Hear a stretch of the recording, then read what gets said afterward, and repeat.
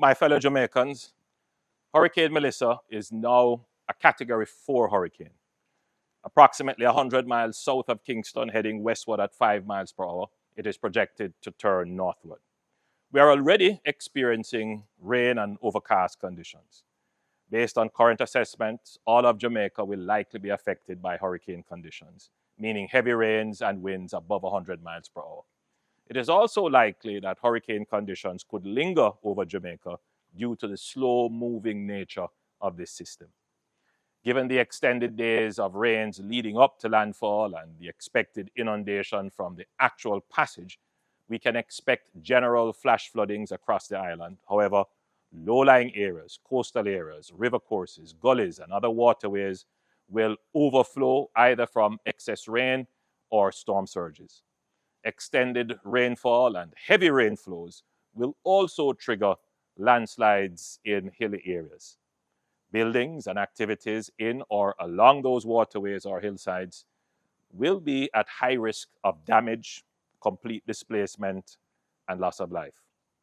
Hurricane winds will most certainly damage roofs and compromise some structures. By all assessments of the current situation, while we pray for the best, hour by hour, it is becoming apparent that the impact of Hurricane Melissa could be greater than Hurricane Beryl, certainly in terms of rainfall and flooding.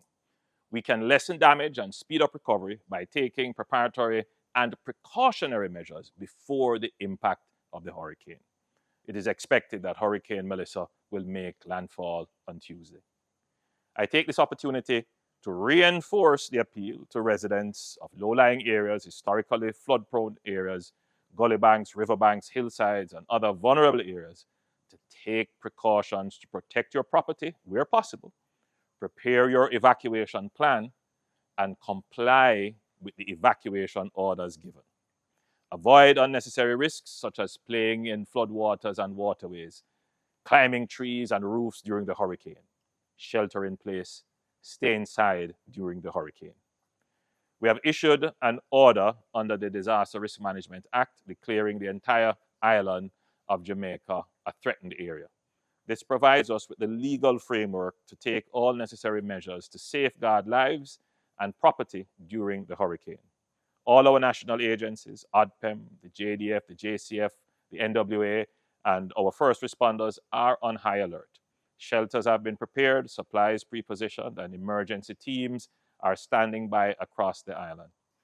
At the time of impact, the government will declare a disaster under the DRMA, along with the various other measures necessary from time to time to take us safely through the periods of disaster, relief, and recovery.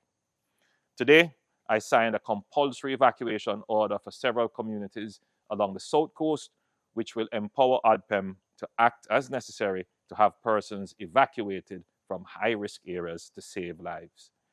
We have also issued an order under the Trade Act to prevent price gouging. No one should seek to profit from the hardship of a disaster. The Ministry of Agriculture, Fisheries and Mining will be issuing a recommended price list for all market produce. We have intensified our drain cleaning and mitigation programs across the island, targeting critical areas that are most vulnerable to flooding. Over 400 million Jamaican dollars has so far been allocated for drain cleaning and waterway cleanup, including at least $3 million to each constituency to carry out emergency drain cleaning and local preparedness. In addition to preparing the country for the impact of the hurricane, we are also taking steps to position ourselves for the recovery following impact. The security forces will ensure there is no break in public order during and after the hurricane. We will take all steps under the law to protect life and property from looting and other antisocial behavior. We urge all citizens to maintain the peace, observe the laws and various orders that may be issued, and act wisely in limiting movement and gatherings to what is necessary. Your government has built out a comprehensive multi-layered disaster risk financing framework to ensure that we can respond quickly and effectively. We have the National Natural Disaster Risk Fund and the Contingency Fund, which we will use to start the relief and recovery process. Beyond these, there are additional layers of insurance protection that are triggered once specific impact thresholds are met, along with contingent credit facilities. The NWA, JDF, NSWMA, local governments, and our utilities are all prepared to reopen roads, restore access, and reinstate service to ensure a quick recovery. The Ministry of Labour and Social Security, supported by the JDF, is fully prepared to lead the humanitarian relief effort and the data gathering for damage assessment. Please play your part in having your identification and other documentation ready if you have to apply or register for relief.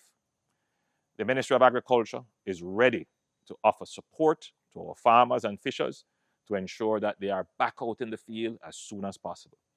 The Ministry of Health is making plans for major mosquito and other vector control initiatives immediately after the hurricane to avoid outbreaks of diseases, especially dengue.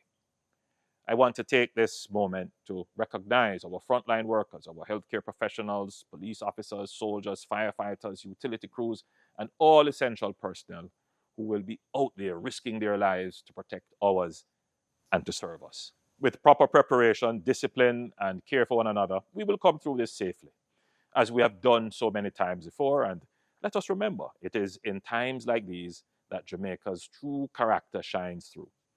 Reach out to your neighbor, check on the elderly, check on persons with disabilities, and anyone who may need help. That is who we are, a people who live by the principle, each one help one. While we must prepare for the worst, let us also pray for the best. In every adversity, we have found strength, not only in our resilience, but in the power of prayer. So, wherever you are, I encourage you to gather your family and pray for protection, for calm, and for each other, trusting that God, who has seen Jamaica through every storm, will carry us safely through this one too.